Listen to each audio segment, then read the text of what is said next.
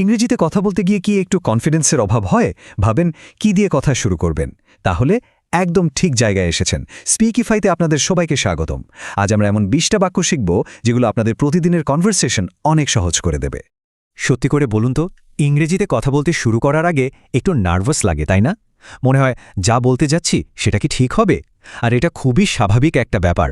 আর আজ আমরা ঠিক এই ভয়টাকেই জয় করতে এসেছি একসাথে। তো চলুন দেখে নিই আমাদের আজকের জার্নিটা কেমন হতে চলেছে। আমরা শুরু করব গ্রিটিংস বা সম্ভাষণ দিয়ে। তারপর দেখব কথা শুরু করার পর সেটাকে কিভাবে এগিয়ে নিয়ে যেতে হয়। এরপর শিখব কিভাবে ভদ্রভাবে নিজের মতামত জানাতে হয়। আর সবশেষে থাকবে সবচেয়ে জরুরি অংশটা, কিভাবে নিয়মিত প্র্যাকটিসের মাধ্যমে ইংরেজিতে আরও সাবলীল হয়ে ওঠা যায়। যে কোনো আলোচনার শুরুটা কিন্তু খুব গুরুত্বপূর্ণ। একটা ভালো শুরু কিন্তু পুরো কনভারসেশনের মুডটাই সেট করে দেয়। তো চলুন দেখে নিই কীভাবে খুব সহজ আর কনফিডেন্সের সাথে কথা বলার শুরু করা যায়। দেখুন, এটা খুবই সাধারণ একটা প্রশ্ন, কিন্তু খুব আন্তরিক। শুধু হাউ ইউ না বলে যখন আমরা বলি how are you doing today, তখন প্রশ্নটা আরও বেশি পার্সোনাল আর বন্ধুত্বপূর্ণ শোনায়, তাই না? নতুন কারোর সাথে যখন প্রথমবার দেখা হয়, এই বাক্যটা ব্যবহার করে দেখুন। এটা আপনার সম্পর্কে একটা খুব পজিটিভ ধারণা তৈরি করে, আর অপর দিকের মানুষটার সাথে কথা বলা অনেক সহজ হয়ে যায়। সপ্তাহের শুরুতে, যেমন ধরুন সোমবার, অফিসে বা বন্ধুদের সাথে দেখা হলে কথা শুরু করার জন্য এটা একটা অসাধারণ প্রশ্ন। এতে বোঝা যায় যে আপনি শুধু কাজের কথাই না, তাদের ব্যক্তিগত জীবন নিয়েও খোঁজখবর রাখতে আগ্রহী। আচ্ছা, কথা তো শুরু হলো, কিন্তু এটাকে এগিয়ে নিয়ে যাবেন কিভাবে? চলুন এবার এমন কিছু বাক্য শিখে নিই যা আপনাকে একটা আলোচনায় অ্যাক্টিভলি অংশ নিতে সাহায্য করবে। কারোর কথা যদি একবার শুনে বুঝতে না পারেন, তাহলে এই বাক্যটা ব্যবহার করতে একদম লজ্জা পাবেন না। এটা কিন্তু খুব দরকারি আর ভীষণ ভদ্র একটা প্রশ্ন। একটা কথা মনে রাখবেন, could you please repeat that. এই কথাটা বলা মানে কিন্তু এটা নয় যে আপনার ইংরেজি জ্ঞান কম, বরং এটা প্রমাণ করে যে আপনি খুব মন দিয়ে শুনছেন এবং যিনি কথা বলছেন তাকে সম্মান করছেন। তাই একদম কনফিডেন্সের সাথে এটা ব্যবহার করুন। যখন কারো কথা একটু অস্পষ্ট মনে হয় বা আপনি বিষয়টা আরও পরিষ্কারভাবে বুঝতে চান, তখন এই প্রশ্নটা করতে পারেন। এটা আলোচনাকে আরও গভীরে নিয়ে যেতে সাহায্য করে। এটা কথা শেষ করার একটা খুব ইনফর্মাল আর বন্ধুত্বপূর্ণ উপায়। ধরুন আপনি ব্যস্ত, হঠাৎ করে কথা থামিয়ে না দিয়ে এই বাক্যটা বললে অপরদিকের মানুষটিরও খারাপ লাগবে না। অফিস বা যে কোনো ফর্মাল পরিবেশে এই বাক্যটা কিন্তু খুব কাজের। এটা আপনার দায়িত্ববোধের পরিচয় দেয় এবং বোঝায় যে আপনি বিষয়টা সিরিয়াসলি নিয়েছেন। এবার আসি ভদ্রতা এবং মতামত প্রকাশের পালায়। চলুন শিখি কিভাবে নম্রভাবে নিজের মত প্রকাশ করা যায় বা অন্যের প্রতি কৃতজ্ঞতা জানানো যায়।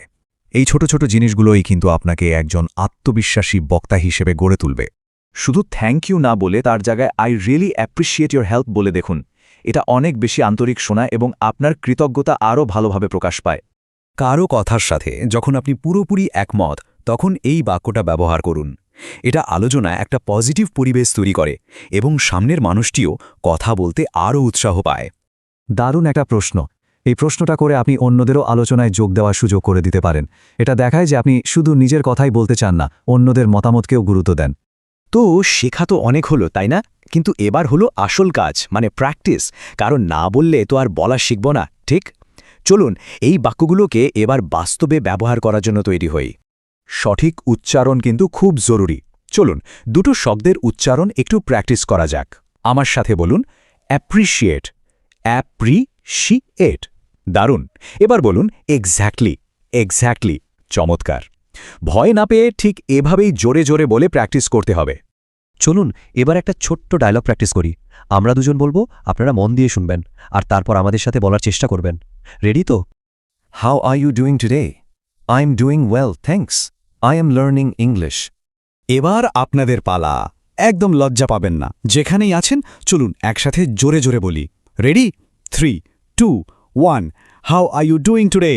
I'm doing well, thanks. I am learning English. অসাধারণ, খুব ভালো হয়েছে। আমরা একদম শেষ আর সবচেয়ে গুরুত্বপূর্ণ অংশে চলে এসেছি। শুধু একদিন শিখলেই তো হবে না, এটাকে অভ্যাসে পরিণত করতে হবে। চলুন দেখি কিভাবে একটা ছোট্ট রুটিন ফলো করে ইংরেজিতে আরও দক্ষ হয়ে ওঠা যায়। এই 3 ধাপের সহজ রুটিনটা ফলো করার চেষ্টা করুন। 1. প্রতিদিন সকালে 3টা নতুন বাক্য বেছে নিন। 2. প্রত্যেকটা বাক্য আয়নার সামনে দাঁড়িয়ে অন্তত 5 বার জোরে জোরে বলুন। আর 3. চেষ্টা করুন দিনের মধ্যে অন্তত একটা বাক্য কোনো সত্যিকারের কনভারসেশনে ব্যবহার করতে। ব্যাস, এই সহজ অভ্যাসটাই আপনাকে লক্ষ্যে পৌঁছে দেবে। তাহলে আজকে আমরা যে বাক্যগুলো শিখলাম তার মধ্যে কোনটা আপনি প্রথম ব্যবহার করতে চলেছেন এখনই মনে মনে ঠিক করে ফেলুন মনে রাখবেন প্রথম স্টেপটা নেওয়াই কিন্তু আসল বলা শুরু করলেই বলার ভয় কেটে যাবে স্পিকিফাইয়ের সাথে আপনাদের ইংরেজি শেখার এই জার্নিতে আমরা সবসময় পাশে আছি শিখতে থাকুন